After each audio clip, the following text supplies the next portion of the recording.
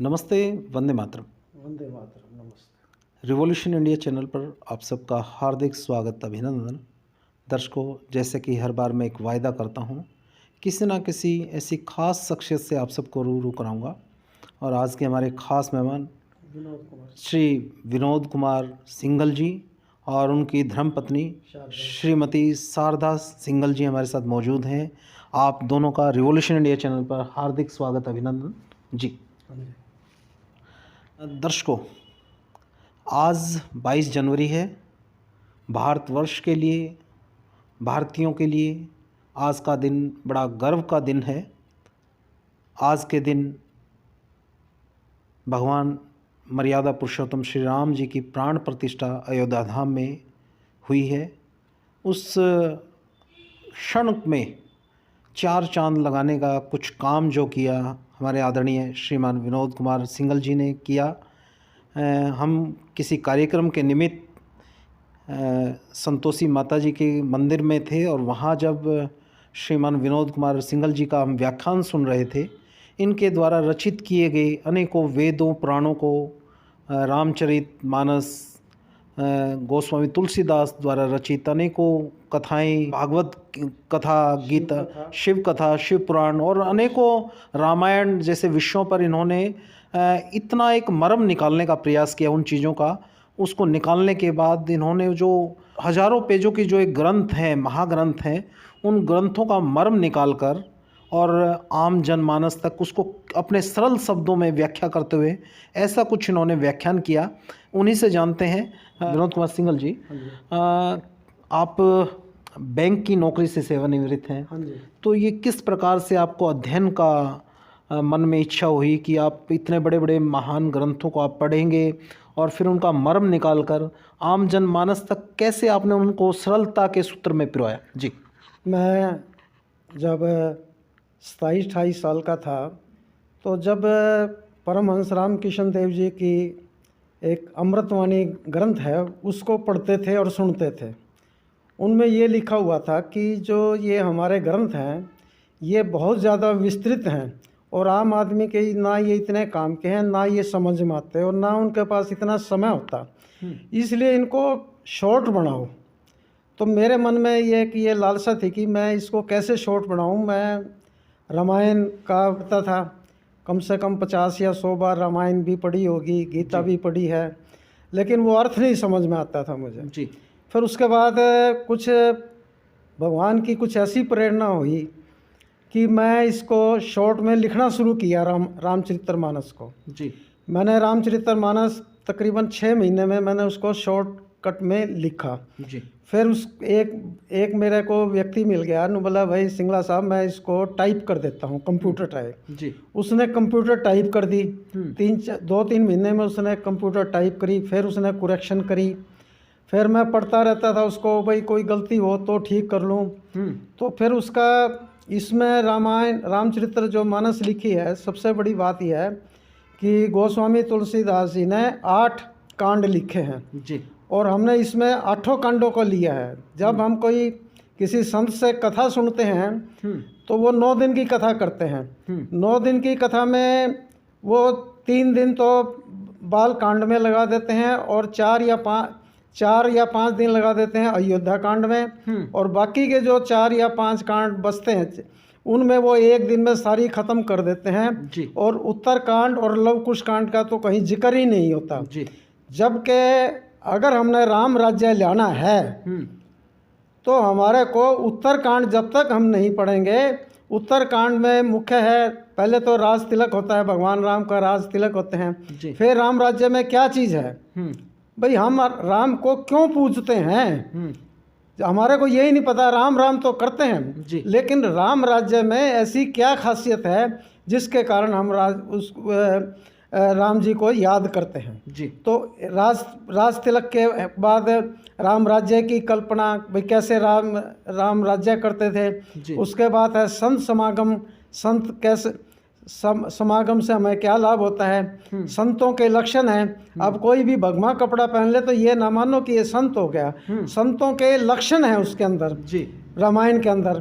फिर है भक्ति, भक्ति की क्या परिभाषा है, कोई भजन गाने से कल्ले से भक्ति नहीं बनती। जी जो भगवान राम ने इसका नवदा भक्ति का ज्ञान सबरी को दिया है, जी। उस पर आधारित राम जी भक्ति बिताते हैं। कलयुग में क्या होगा उसका निरूपण किया है सारा, भाई कलयुग में क्या होने वाला है। उसका अर्थ ये है कि कलयुग में जो हो रहा होगा ना, उससे हमने अपना बचाव कैसे करना है। जी ये तो मान के चलो कि कलयुग में होगा तो जरूर वो, जी लेकिन उसका बचा हमने पहले ही तैयार रहना है। जैसे साइंटिस्ट कह देते हैं भाई आज बारिश आएगी या कोहरा पड़ेगा, जी। तो बारिश आएगी, तो इसका मतलब यह है कि हमने थोड़ा बहुत अपना बचाव कैसे करना है। जी तो वो कलयुग का वो लिखा हुआ है वर्णन उसमें। जी एक दृष्टांत मैं बतलाता हूँ आपको, बड़ा अच्छा है। जी अतिथि देवो भव है। जी स्वामी दयानंद सरस्वती ने एक जगह लिखा है कि 5 गुरु होते हैं हमारे। जी। प्रथम गुरु माता, दूसरा पिता, तृतीय आचार्य जिससे हम स्कूल विद्या ग्रहण करते हैं, और चौथा जो गुरु है अतिथि। अतिथि का हमने परिभाषा निकाली। अतिथि का अर्थ है कोई बिना अतिथि के कोई भी घर में आ जाए उसका स्वागत करो, उसको भोजन प्रसाद जैसे भी हो उसकी सहायता करो। लेकिन हमारे ग्रंथ ये कहते हैं अतिथि वो है जो भगत हो, घर घर जाकर धर्म का प्रचार करता हो, निष्कपटी हो, छली ना हो। लेकिन हमारा बैड लक ये रहा कि हमने अंग्रेज आए, मुसलमान आए, जो आए सबको अतिथि मानकर उनका स्वागत किया। वे हमारे को लूटते रहे और हमने उन पर राज्य कर लिया, और उन्होंने भारतवर्ष को गुलाम बना के हजारों वर्ष तक राज्य किया। तो इसलिए मैं ये कहना चाहता हूँ भाई अतिथि की जो परिभाषा है सबको ये बदलनी चाहिए कि ये नहीं है कोई भी अतिथि आ गया मेरे घर में चोरी करने आ गया, मुझे पता है भाई ये चोर है और उसका हम स्वागत करें। नो, कभी नहीं। अतिथि देखो, परखो उसको, भाई कौन हमारा भला चाहने के लिए आया, कौन हमारे को धार्मिक शिक्षा देने के लिए आया, कौन हमारे को सत्य मार्ग पर चलाने के लिए आया है। किस केवल उसी को अतिथि मानकर उसका सत्कार करो। और 5वां अतिथि है हमारा माता।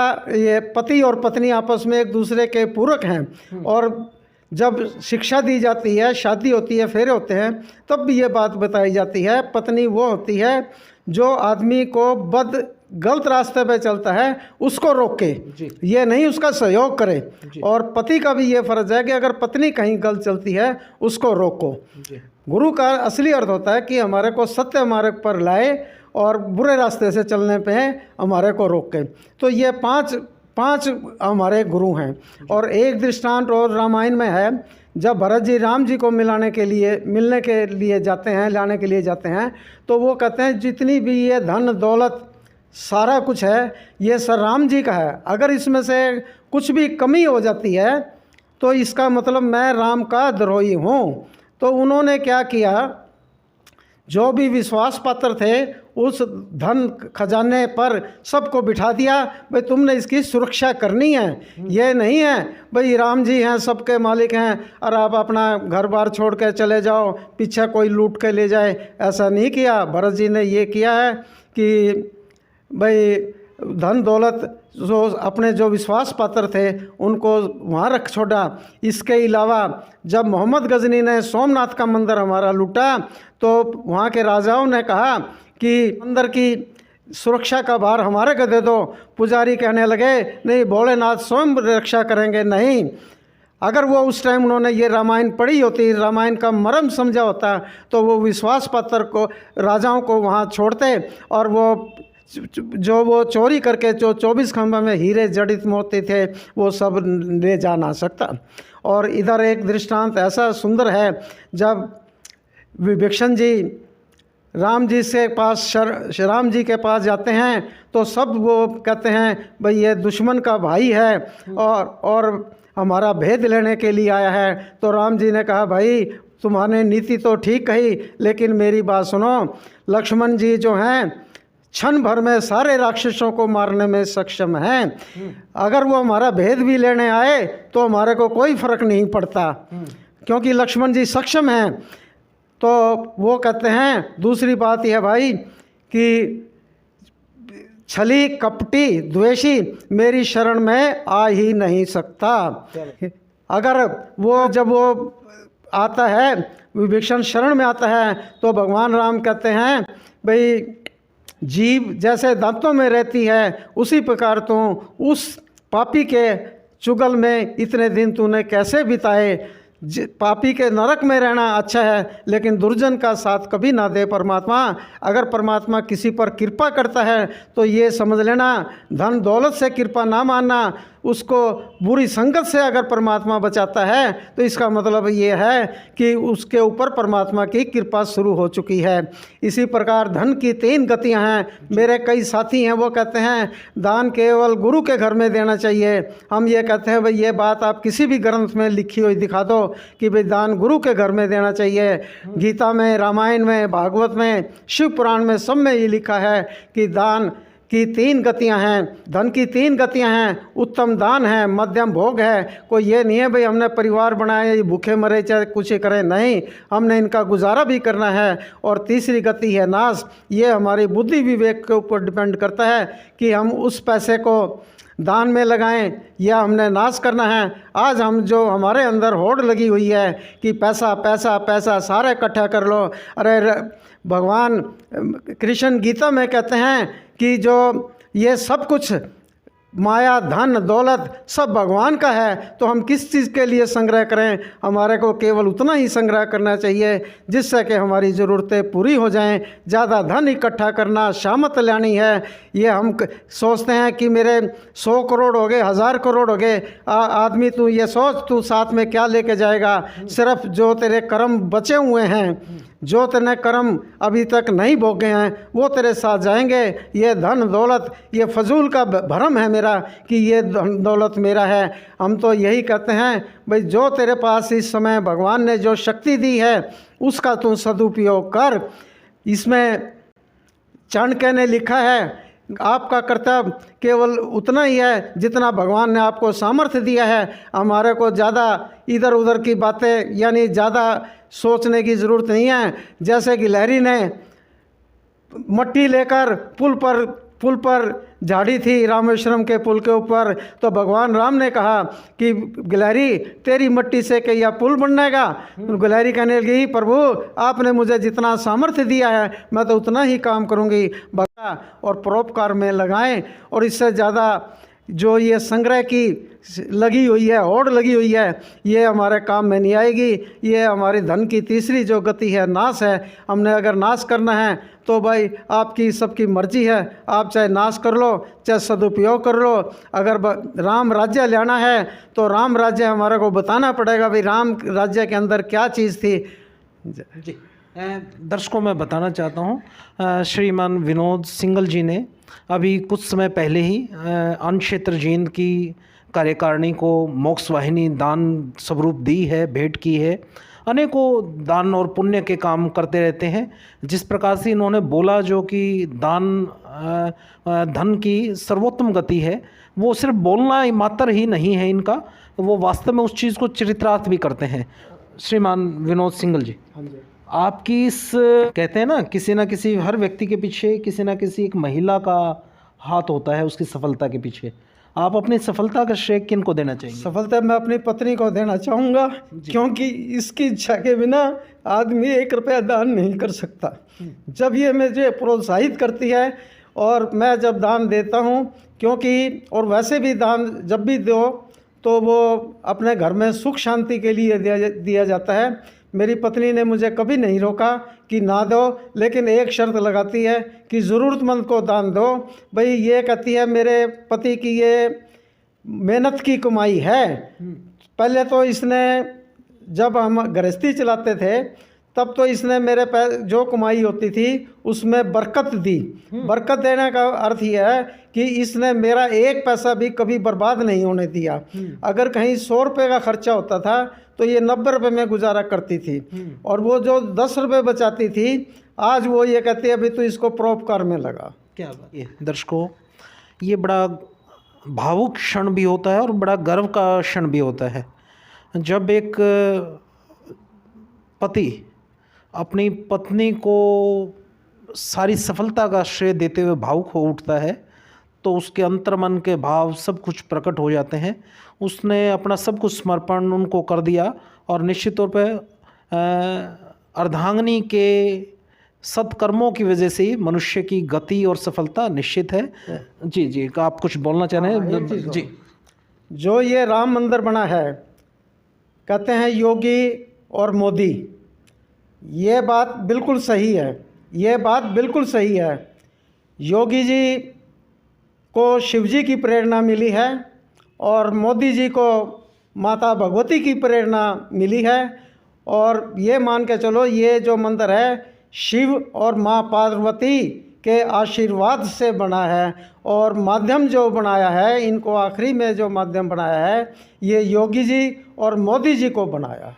जी माता जी, जिस प्रकार से भगवान राम के प्राण प्रतिष्ठा आज हुई है, किस प्रकार से सुख की अनुभूति होती है?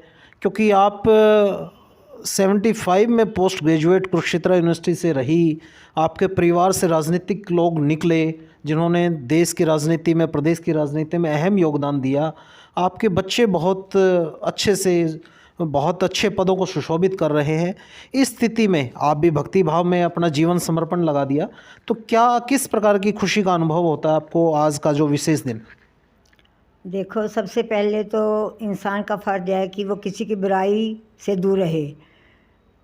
ठीक है, अगर बुराई कोई करता है सुन लो, लेकिन उसको आगे फैलाओ मत। भाई एक से सुनी और दूसरे से करी, इससे एक तो लड़ाई पैदा होती है, दूसरा घर में बच्चों पे बहुत बुरा असर पड़ता है। जी हमारी किसी से भी स्पर्धा हो, लेकिन बच्चों से ये नहीं कहना भी इससे नहीं बोलना, इससे बोलना है। बच्चों में ये संस्कार कभी भी पैदा मत करो। बच्चों के लिए सब बाल स्वरूप हैं, बच्चे कच्ची मिट्टी हैं, जिस तरह हम उनको जिस ढांचे में डालेंगे उसी ढांचे में डल जाएंगे। बच्चों के मन पे कभी इस चीज़ का असर ना आने दो। जो भ्रष्टाचार फैला हुआ है उससे बचाओ। ये कहते हैं भी हम दूसरों को मना नहीं कर सकते, लेकिन अपने आप पर डिपेंड कर सकते हैं हम इन बातों को। तो हमने इन्हीं बातों को चरितार्थ किया है कि अपने ऊपर हमने ये लागू की हैं चीज़ें, तो उसे हमें लगता है भाई सारा विश्व भ्रष्टाचार से मुक्त हो सकता है अगर अपने ऊपर ये चीज़ लागू करें। एक तो हमारे देश में भ्रष्टाचार का बहुत जोर फैला हुआ है। कहीं किसी स्टेज पे भी चले जाओ, सरकारी में चले जाओ, प्राइवेट संस्था में चले जाओ, सारी जगह यही भ्रष्टाचार का प्रोपेगेंडा बहुत फैला हुआ है। सबसे पहले तो इसके ऊपर रोक लगानी चाहिए, अंकुश लगाना चाहिए या रोक लगानी चाहिए। हम दूसरों के लिए नहीं कुछ कह सकते, लेकिन अपने ऊपर अगर हम लागू करें ये बात, तो हम आज समझते हैं कि ये देश वाकई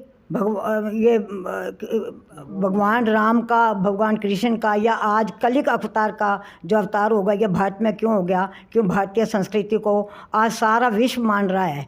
तो अपने ऊपर लागू करने से हम उससे भी अच्छा भारत देश बना सकते हैं। बस हमारी यही एक मनोकामना है कि सब लोग अपने ऊपर कंट्रोल करो, इस चीज़ से बचाव हो जाएगा तो देश का भी बचाव हो जाएगा। हम किसी दूसरे से नहीं कह सकते भी ये काम करना है या ये काम नहीं करना।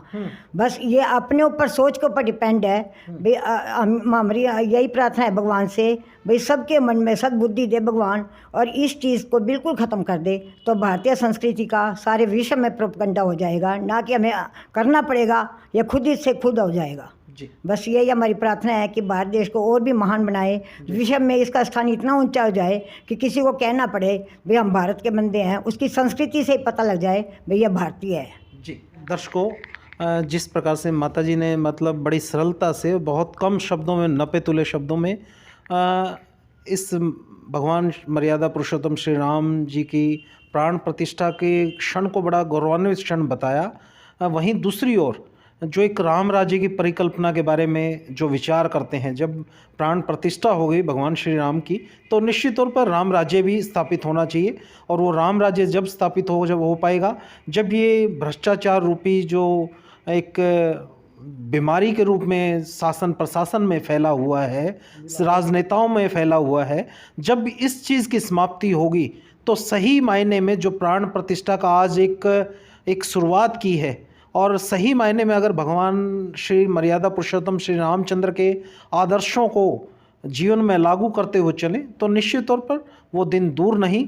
सरकारें विचार करें, केंद्र सरकार, राज्य सरकारें विचार करें, मर्यादा पुरुषोत्तम भगवान श्री राम जी द्वारा दिखाए गए अनेकों आदर्शों को अपने जीवन में सरकारें भी धारण करें और आम जनमानस भी धारण करें, तो निश्चित तौर पर वो दिन दूर नहीं जब विश्व गुरु के रूप में भारत फिर से अपनी पताका लहराएगा और हम सबको अपनी संस्कृति पर और अपने राष्ट्र पर गर्व महसूस होगा। देखते रहिए रिवॉल्यूशन इंडिया। फिर किसी अन्य दिन किसी खास शख्स से मुलाकात कराएंगे। जय हिंद, जय भारत, वंदे मातरम। जय भारत।